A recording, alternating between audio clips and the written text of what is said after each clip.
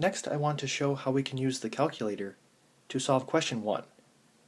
So here's all of the information, and we want to enter the three lists into the calculator.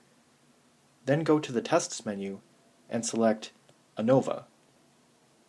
I press Stat and then select Edit, and then I'm entering in my three lists into L1, L2, and L3.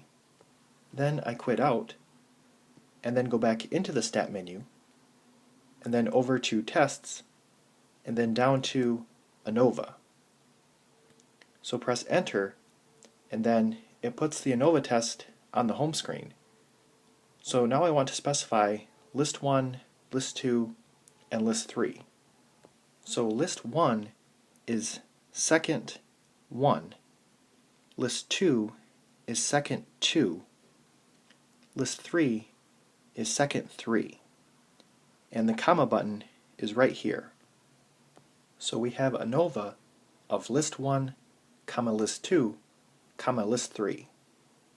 And press Enter, and here's our information. So F is equal to 1.50, which is consistent with what we found on question 1.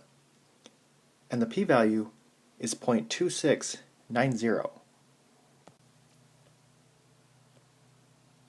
So the picture looks like this, and the p-value is greater than alpha.